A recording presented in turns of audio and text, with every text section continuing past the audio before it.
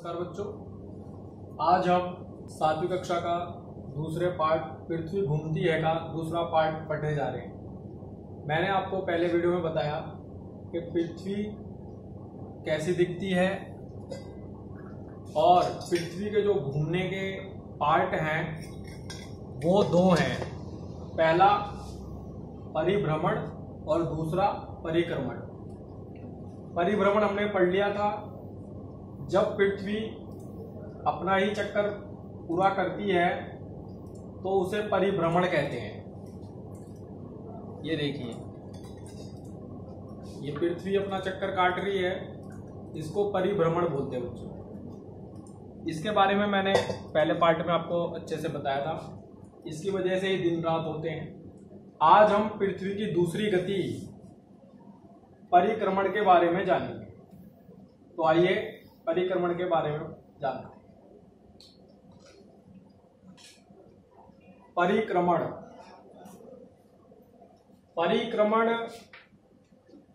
मतलब पृथ्वी जो है, ये देखिए आपको यहाँ पृथ्वी दिखाई दे रही है। पृथ्वी जब सूर्य के चारों ओर चक्कर काटती है तो उसको परिक्रमण कहते हैं। देखिए मैं यहाँ पे एक डायग्राम आपको बना के दिखाता हूं। मान लीजिए ये सूरज है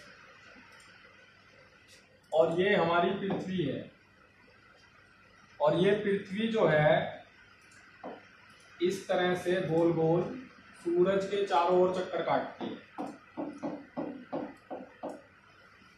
जब सूरज के चारों ओर ये पृथ्वी चक्कर काटती है तो इसको बोलते हैं बच्चों परिक्रमण। क्या बोलते हैं? परिक्रमण। आपने भी देखा होगा, कभी कभी वट वृक्ष की पूजा होती है तो हमारी मम्मी उसकी प्रदक्षिणा करती है, पेड़ की चारों तरफ पेड़ की प्रदक्षिणा की जाती है। मंदिरों में भी लोग मंदिर के चारों तरफ घूम के उसकी प्रदक्षिणा करते हैं। उसी प्रकार पृथ्वी भी सूरज का चक्कर काटती है, जिसको परिक्रमण कहते हैं। अब आगे हम बात करेंगे। परिक्रमण में पृथ्वी को सूरज का एक चक्कर पूरा करने में 365 दिन लगते हैं। 365 दिन 6 घंटे। ये 6 घंटे हम नहीं जोड़ते हैं, इसलिए हम 365 दिन बोलते हैं। यही 6 घंटे जुड़ करके हर चौथे साल एक नया दिन बनता है बच्चों। उस नए दिन को हम फरवरी के महीने में जोड़ते हैं। इसीलिए आपने इस वर्ष देखा होगा 2020 में कि फरवरी 29 की थी और अगला वर्ष फरवरी 28 की होगी। तो ऐसे ही 4 सालों में वो 6 घंटे जुड़ते हैं और एक दिन बनता है और एक लीप वर्ष कहलाता है। तो पृथ्वी को सूरज का चक्कर काटने में 365 दिन लगते हैं और इसी को परिभ्रमण बोलते हैं। अब परिभ्रमण से इसको एक नाम से और जाना जाता है बच्चों, कक्षा भ्रमण। किस नाम से जाना जाता है? कक्षा भ्रमण बच्चों। यानी ये जो पृथ्वी ने सूरज का चक्कर लगाया, ये उसकी कक्षा कहलाती है। जिस रास्ते से पृथ्वी सूरज के चारों ओर घूमेगी वो पृथ्वी की कक्षा कहलाती है। इसलिए इसको हम कक्षा भ्रमण भी बोलते हैं। आइए आगे बात करते हैं। पृथ्वी जो सूरज का चक्कर काटती है उसकी जो गति है वो 1760 किलोमीटर प्रति मिनट है। 1 मिनट में 1760 किलोमीटर की गति से पृथ्वी सूरज का चक्कर काट रही है। अब आप सोचिए कितनी तेजी से पृथ्वी जो है सूरज का चक्कर लगाती है बच्चों। फिर अब पृथ्वी के झुकाव की बात करते हैं।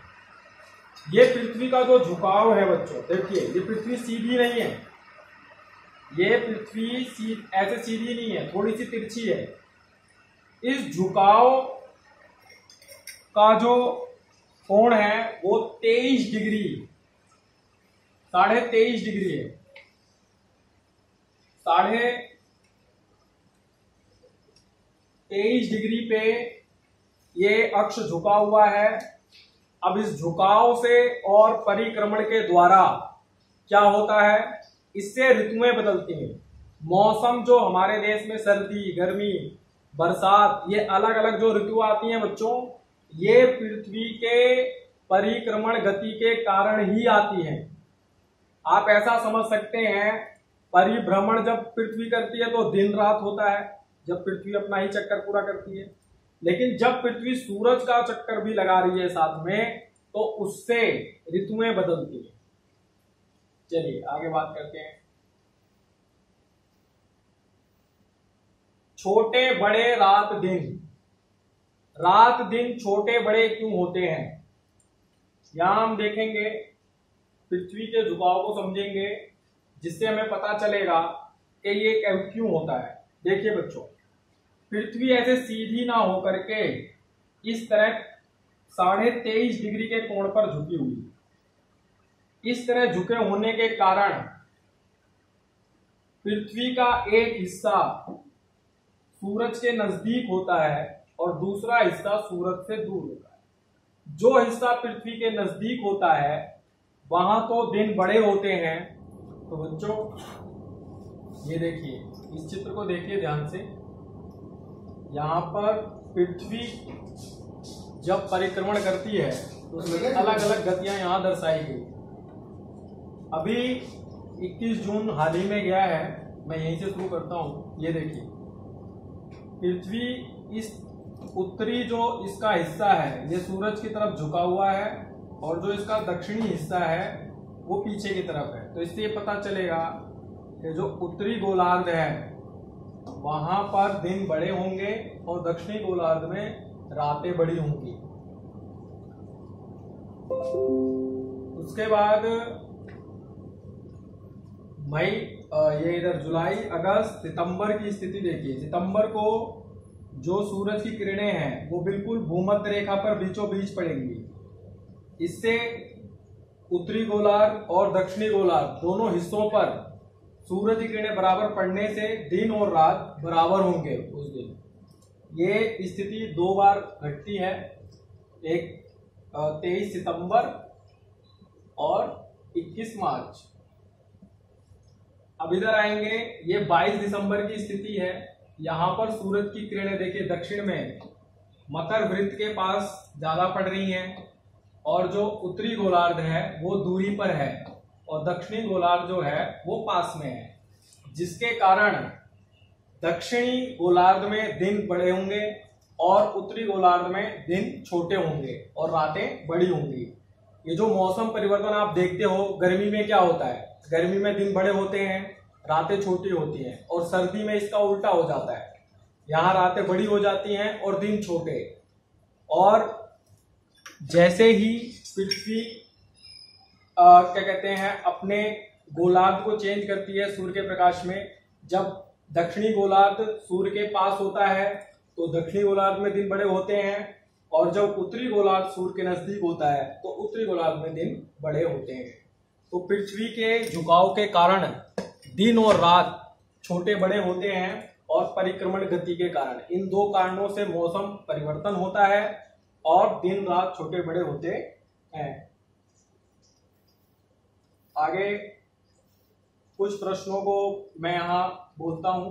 पृथ्वी की कुल कितनी गति है, तो मैंने आपको वीडियो में बताई है, पृथ्वी की कुल 2 गतियां हैं, एक है परिभ्रमण और एक है परिक्रमण। पृथ्वी घूमती नहीं तो क्या होता, अब जरा सोचिए। अभी मैंने पूरे वीडियो में पृथ्वी के घूमने में ही बात की है। अगर पृथ्वी नहीं घूमेगी तो एक तो दिन रात नहीं होंगे, और दूसरा मौसम परिवर्तन नहीं होंगे। जहां दिन होगा वहां दिन ही रह जाएगा, और जहां रात होगी वहां पर रात ही रहेगी।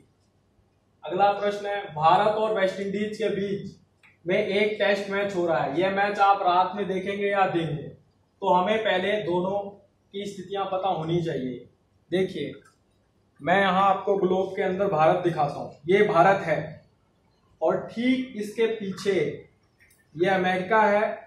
उत्तर अमेरिका महाद्वीप में ही आता है वेस्ट इंडीज। अब आप देखिए, जब आप यहां भारत में हैं तो यहां पर दिन है, उस समय पीछे क्या होगा, रात होगी, क्योंकि सूरज का प्रकाश इधर पड़ रहा है, पीछे की तरफ नहीं पड़ रहा है। तो इससे हमें पता चलता है कि उस समय वेस्ट इंडीज में दिन होगा और भारत में रात होगी। लंदन में कभी भी सूर्य सिर के एकदम ऊपर नहीं आता और रात के 8 बजे तक सूर्य प्रकाश रहता है, जबकि सिंगापुर में सूर्य सिर के ऊपर दिखाई देता है। क्यों? इसका सरल उदाहरण है, यहां देखिए, ग्लोब पर हम देखेंगे। यूरोप महाद्वीप में लंदन जो है वो यहां पर है, ऊपर की तरफ है, जिसके कारण सूरज की प्रकाश जो है सीधा सिर के ऊपर नहीं आ पाता है। वहां पर सूर्य की किरणें जो हैं तिरछी पड़ती हैं, जिसके चलते कभी भी लंदन में सूर्य का प्रकाश सिर के ऊपर नहीं आएगा।